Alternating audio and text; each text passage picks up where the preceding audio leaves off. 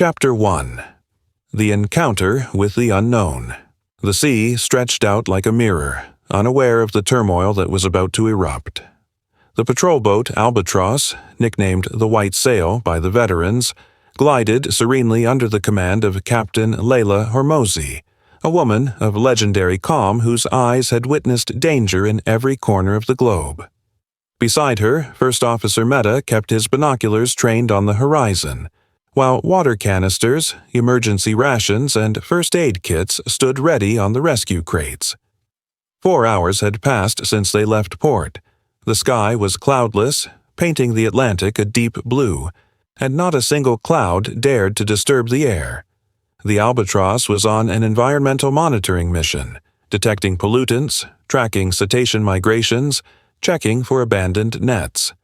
A duty that, in routine, flowed as slowly as the undercurrents. Suddenly, the radio silence was shattered by a trembling voice. "Captain, we have unusual movement. Something floating against the current." It was the lookout at the starboard helm, eyes fixed on the water. With a quick nod, First Officer Mehta handed the binoculars to the captain. Layla took them without a word. In the distance, a dark object moved erratically. It looked like a large log dragged by the current, but its silhouette betrayed heavy claws and a sodden mane that, with each jerk, broke the surface in a spray of foam. Layla's heart pounded at the mere thought of that incongruous motion. "Prepare the service boat," she ordered, her voice calm but charged with emotion. When the launch drew alongside the Albatross, Dr. Lisa Benitez, a marine mammal specialist, was already ready to lower herself over the side with her life vest. Beside her, Sergeant Fernandez organized ropes and carabiners, while the engine room's roar adjusted the propeller speed to hold position. The view narrowed. Between two waves, a leonine head bobbed into view, onyx black eyes staring at the bow in panic. No one, even in the most incredible tales, had ever heard of a lion swimming miles from land. "He's struggling not to sink," whispered Lisa, watching the support boat drift nearby. Mufasa, as he was soon named, uttered a soft roar, laden with pain and hope. Captain Hormozi immediately summoned the bridge crew. "We have no reinforcements within hours, nor facilities to recover a terrestrial animal in open sea. We must act now." In the fading light of afternoon, the Albatross seemed to draw itself together in a single, powerful breath. Chapter 2. The Dance of Survival. Every crew member felt called to an impossible challenge, but Layla's determination charted the course. "We will rig an improvised floating structure. Mehta, coordinate the launch. Lisa, prepare to sedate the animal. Fernandez, arm yourself with high-strength ropes. Hankook, are you airborne? Radio." From the support helicopter Eagle 01, Commander Hankook confirmed his position and issued the first instructions. "I'm overhead the target. Prepare the emergency aerial recovery, but don't panic the lion." No protocol existed for such a scenario, yet the ship-air coordination began to take shape like a finely tuned mechanism. The Albatross's heart beat in unison with the hiss of the choppy sea. Under Layla's orders, Mehta and Fernandez lowered a harness of floating ropes, made from reinforced lifebuoys and compact rafts. Lisa donned protective gloves, carried a syringe of sedative and a portable heart rate monitor. Every move was calculated to minimize the lion's stress. When the launch reached Mufasa, the feline thrashed furiously, spraying water all around. The strength of an adult, driven by desperation, threatened to capsize the rescue boat. "Hold position," shouted Fernandez, securing the line to the deck sailors. Lisa, in a calm voice, administered the sedative. "Now, great Mufasa, it's going to be okay." Time seemed to freeze. Every second was a step toward salvation or the abyss. Moments later, the beast succumbed to exhaustion. The boat hovered over the lion's chest as the ropes were tightened into a supporting loop.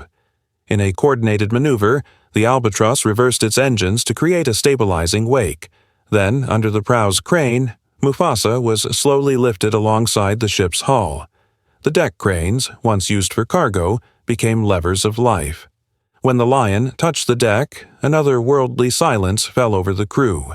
Lisa felt his pulse and nodded. His heart was beating, slow but steady.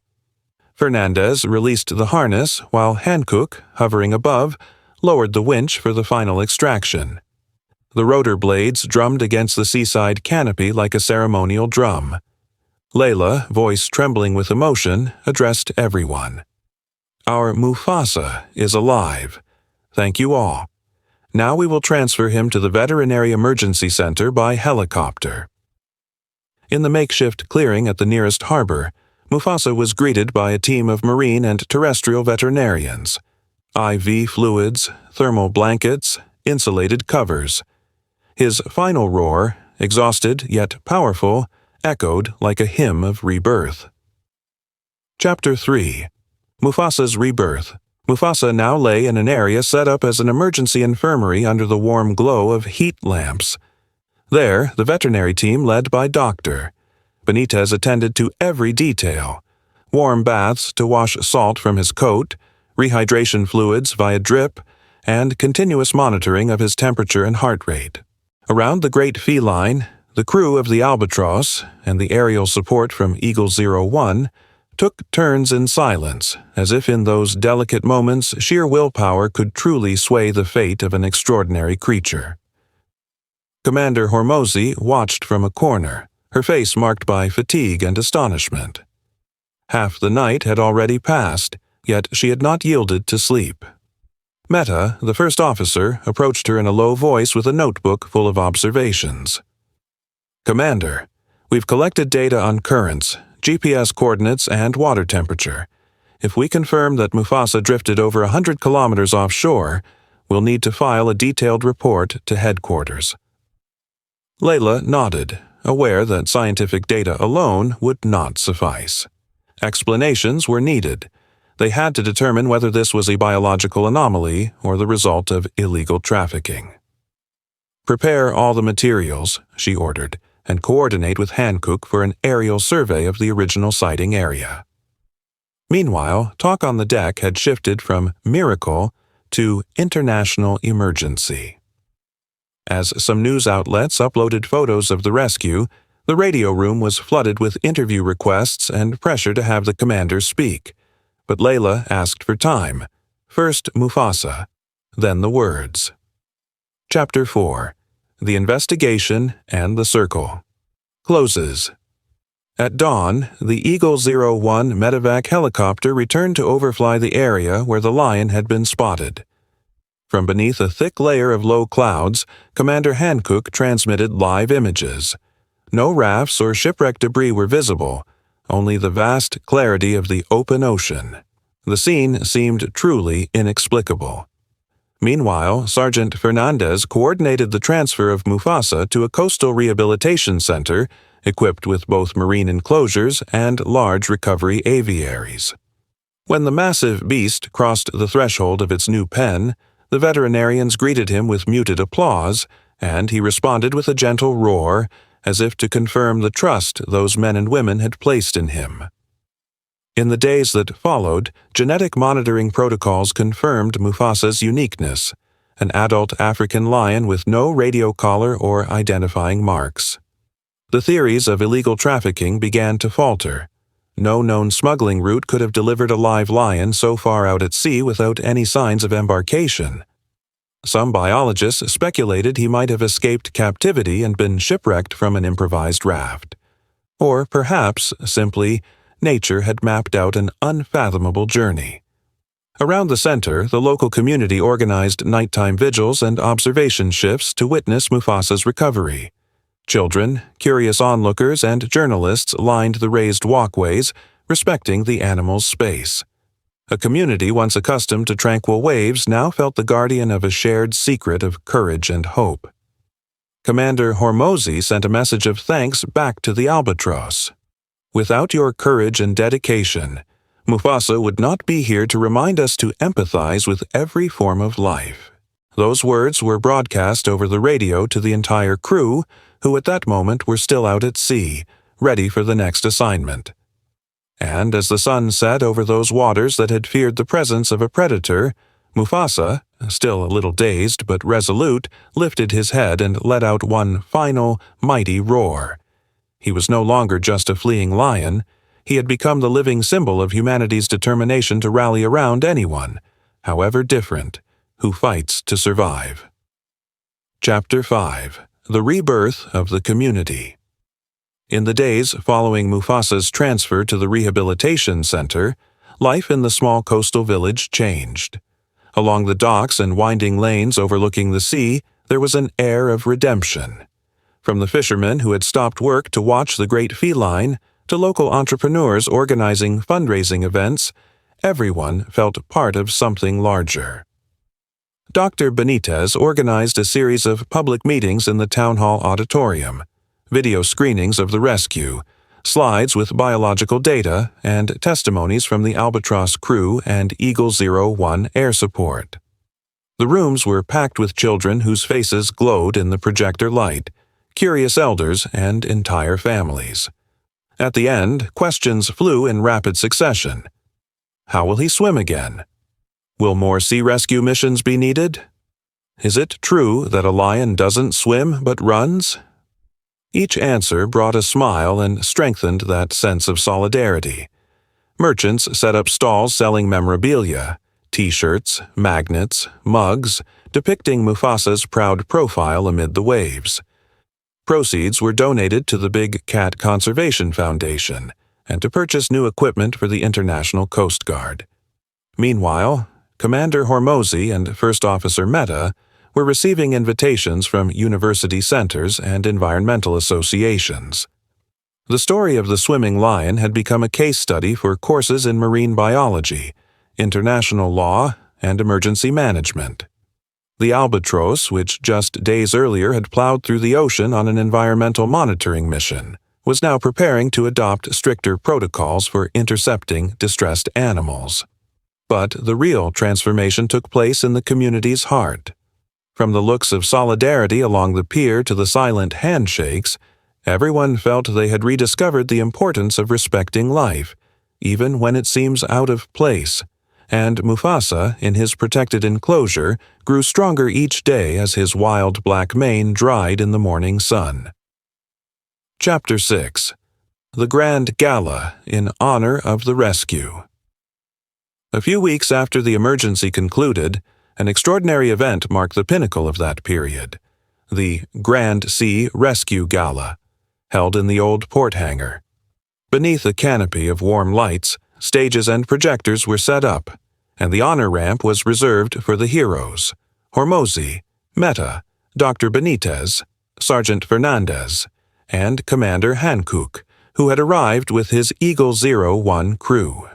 Special guests included representatives of navies from various countries, international NGOs, students, and volunteers.